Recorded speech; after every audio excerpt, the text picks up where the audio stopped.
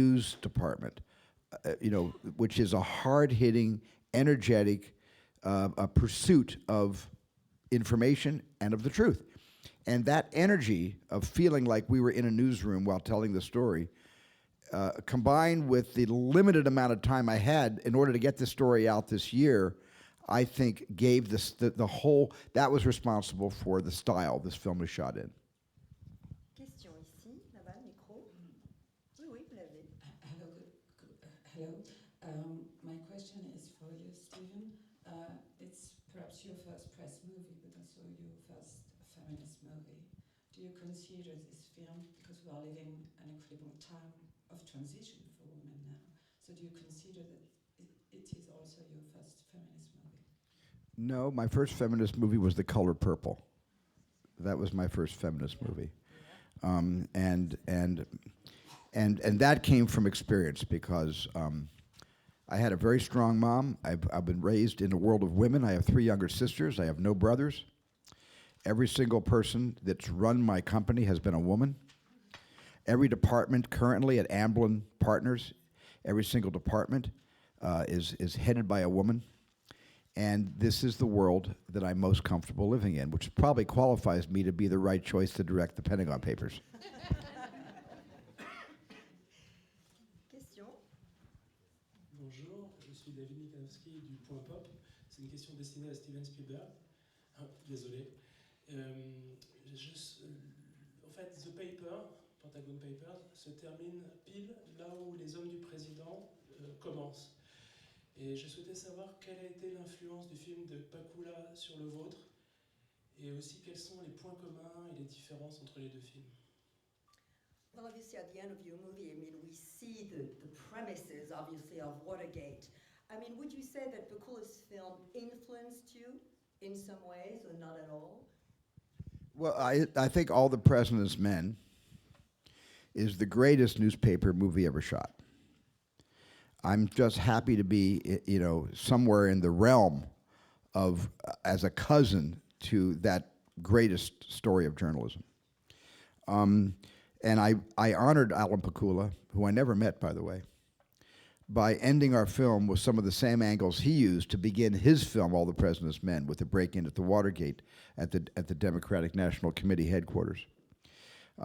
But at the same time, our film is completely different than that film. And you can certainly refer to our film as a prequel to All the President's Men, but I really believe, and I think history really believes, that without the courage of Ben Bradlee and Katharine Graham to do what they did against a court order,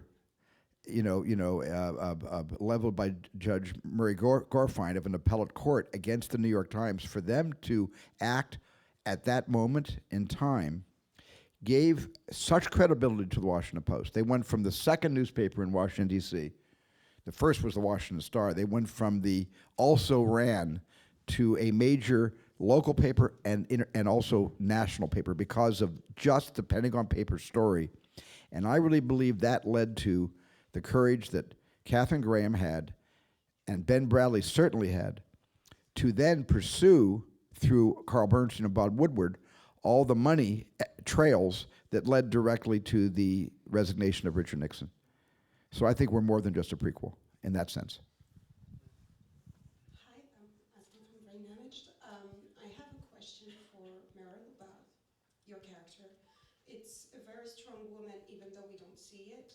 How did you do to work on your ability to perform a woman that looks weak, but at the same time is so powerful and has to stand up to all the men that direct her, that want to direct her in a way, even if she's the director of the paper she owns?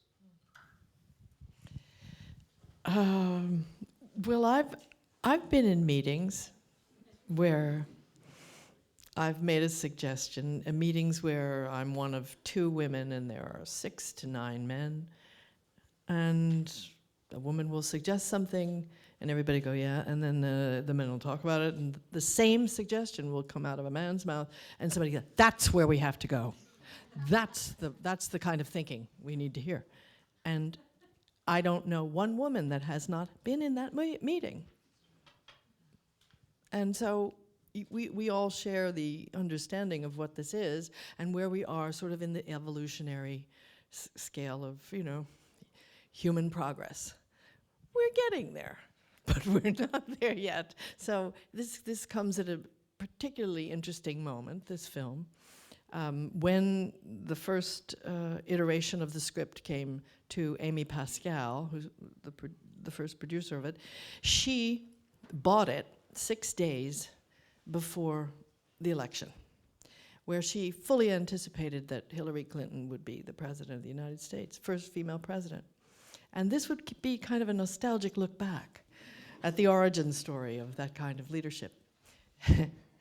Suddenly, we had a different film and a different necessity. And so I think it really is a testament to Steven and to Josh Singer, who came in to dovetail these two stories. One, it was almost, in some ways, an apartheid story, because there was the woman's world, and then there was the newsroom, which was mostly men.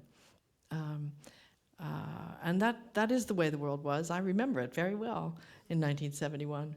So yeah, I think it's an accurate depiction of the world. For young women, it'll come, and young men, it'll be sort of a revelation that things were that recently so different. Question là-bas. Oui, bonjour, Marc Choquet pour Chérie. Aujourd'hui, c'est mon anniversaire. Alors, Bon anniversaire. Merci, justement, je voulais vous faire, je vais poser ma question très rapidement et vous faire une déclaration. On s'était rencontrés il y a 2 ans pour un été à Osage County. Je voulais juste vous dire, vous êtes la plus belle et la plus grande actrice du monde. Je me suis fait mon petit cadeau, donc voilà, je voulais me permettre de vous le dire. Oh my God. Wow. Et puis, vraiment, j'en garde un très bon souvenir. Et puis vous dire, tout simplement, si aussi Pentagon Papers n'est pas aussi un bel hommage à toutes les femmes aussi, à travers le monde, et en fonction de tout ce qu'elle a apporté aussi. C'est un film sur la liberté de la presse, mais je pense que c'est aussi un bel hommage à toutes les femmes. Merci en tout cas de m'avoir écouté. Merci, monsieur. Happy Thank birthday. you so much. This was a love declaration to Meryl. Sorry, you guys. But it's also how this film is a tribute to all women, including obviously the freedom of the press. But Tom, actually, you said No, this that- was all about a love letter to Meryl. You don't have to throw me the scraps. That's all right. I'm sure there are many, but the thing is, when you said that you sort of played with Meryl because you didn't tell that Steven would not improvise and all that. But really, and I remember that in this script it says this is the week Catherine Graham became Catherine Graham.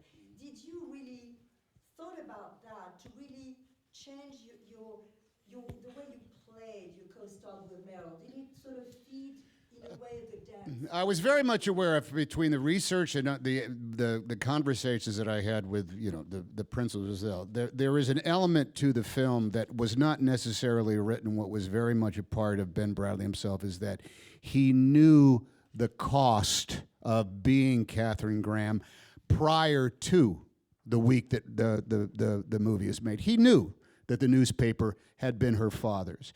He knew that her father had given the newspaper to her husband rather than her. He knew the tragic circumstances of her husband's death. He knew that this was not a standard circumstance of an employer running a newspaper. He admired the fact that she was taking on this responsibility and sooner or later was going to have to come to this place to make a decision for which there was no certain victory on either way.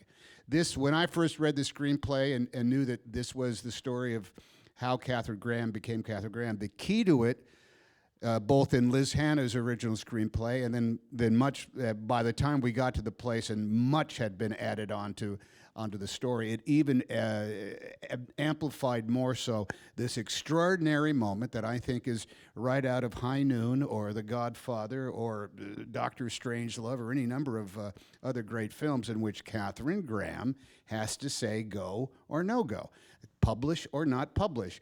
If she publishes, she could go to jail and lose everything.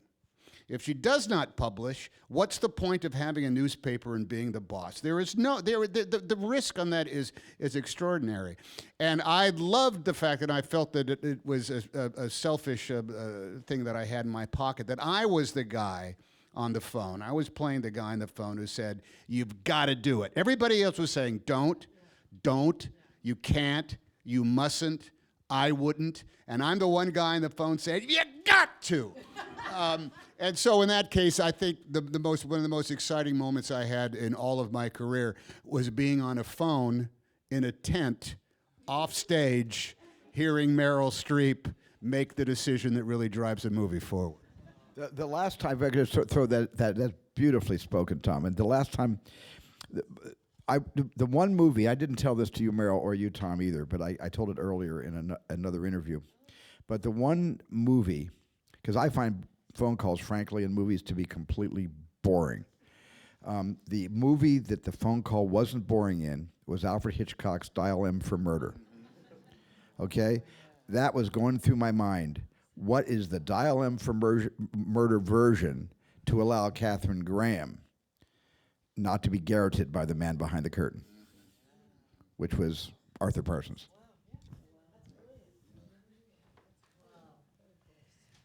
After that last question, all right. Hi, Thibaut Renoir from Belgium. It's a question for Meryl.